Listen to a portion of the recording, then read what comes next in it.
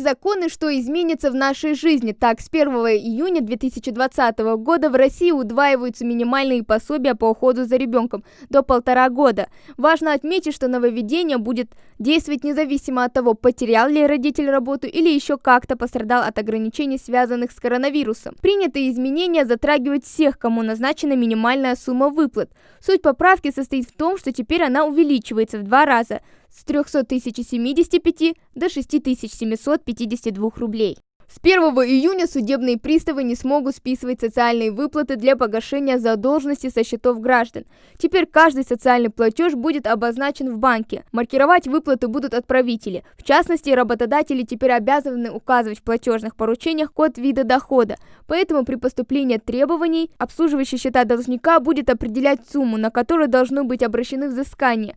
К перечню доходов, на которые запрещено обращать взыскания, в том числе теперь отнесены средства, выплачиваемые гражданам, пострадавшим в результате чрезвычайных ситуаций.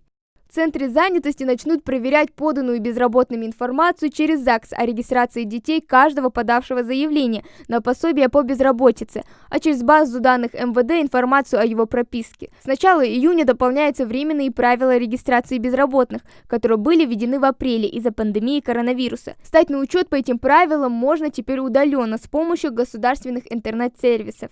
5 июня в документ о квалификации людей, получивших профессию рабочего или служащего, не обязательно должны быть указаны такие пункты, как разряд, класс, категория и квалификационный разряд. Их нужно указывать только в том случае, если они должны присваиваться. Детские лагеря отдыха и оздоровления смогут работать только если они включены в специальный реестр.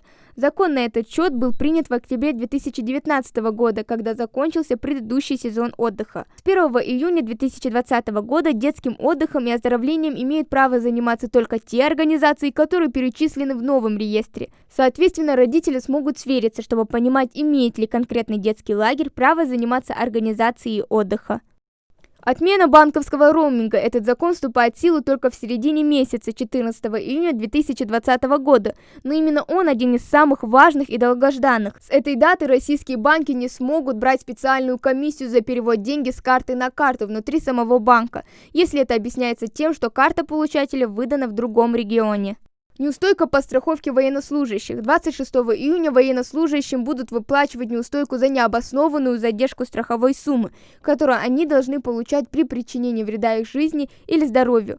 Для тех военных, которые не заключили договор обязательного государственного страхования жизни и здоровья со страховыми компаниями, предусмотрена выплата компенсации страховки за счет бюджета. Ее размер должен быть равен положенной военнослужащему страховой сумме.